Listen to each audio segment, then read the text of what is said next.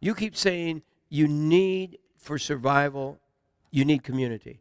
And so share with us how to build a preparation team or a community, or however you want to call it. Well, you know, we actually touched on it a while ago when I was sharing how the book of Acts really gives us the example of what we're going to see in the end days. It was literally, the book of Acts was the beginning, and now we're going into the end, and we're going to need the cell groups, literally the home cell, the in-home church. The church is going to go underground. We need to understand this. And people that are prepping for their family, for their little group, there's going to be mean people going door to door looking for people that have food. And they're not going to just take your food. They're going to take your life. And they're going to, just do things that we don't even want to talk about. So you need to have a group that each of you can look out for each other. So we need that community. In fact, I kind of came up with like 3 examples here that kind of help spell out how this works. And what I put down was, you have one family where they're strong as gardeners. You have another family that are strong in preparing, food for health food. So, okay? When I've said, know a farmer, find a farmer. Yes. Take a farmer to lunch, So because someday you're going to need him. Don't wait till that all hell's breaking loose to know the farmer. Be nice to him ahead of time, okay? Yes. You've got another family where they're ex-Marines and they're really good for security. But now here's where the weakness comes in. You have the farmer that hasn't prepared other than the fact he knows how to grow food. And what happens is they have a really bad growing season, and because he didn't have any prep food, his family starves to death. Well, then you have the prepper who had the prep food, and he didn't have any security to be able to protect his prep food, and he didn't know how to garden, and he runs out of food, and they end up dying. And then the third guy, he's the Rambo, ex-Marine, and he's got all of the implements of being able to protect himself, but he doesn't know how to garden, and he didn't store enough food. So what happens is, he's going to have to try to go out and forage, but he's going to run out of food because they said during the Great Depression, all the animals disappeared in a couple of months. Ooh. So even this ex-Marine's going to end up in trouble. But the 3 of them come together.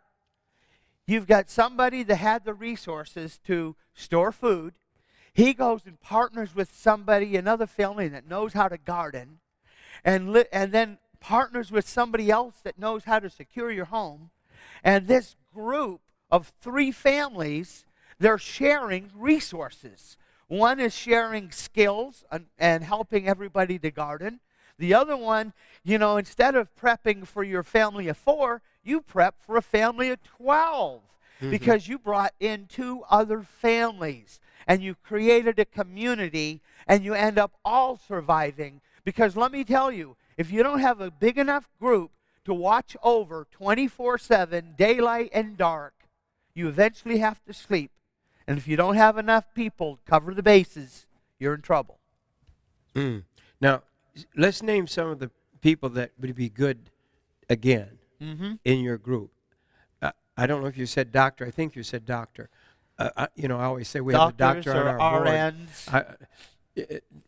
Doctor, nurses, farming. You talked about that.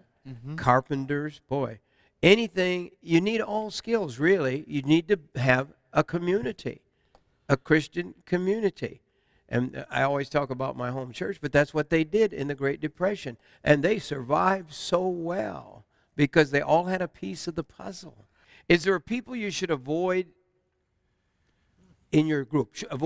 Well, I mean, I don't know if you can pick or not, Well, one thing we're skipping over is that there are some people that are not going to bring a lot to the table. We still have to be mindful of them. I've seen some preppers teach that if the people you're bringing in, if they can't contribute something very meaningful, then you're not in. But that's not the way Christ would do this. No, you have to take care of sick people. Yes, you've got to look out for the elderly. You've got to look out for kids. Kids are not going to be able to do an awful lot. They might be able to help a little bit. So you've got widows to consider that don't have husbands to take care of them. So it's like when you're prepping, if you really want to be used of God, then you need to be preparing on a large enough scale that you would be able to minister to the needs of those that can't put anything on the table. I read some of the things you've written over the years, and one of the things that you said something about troublemakers. You don't want troublemakers, but how in the world, some people are just naturally ornery. How are you going to keep troublemakers out of your group? What I wrote down in my notes is that we have to use wisdom in who we allow to come into our group. And I listed 3 little categories, and I'll say a little bit about this.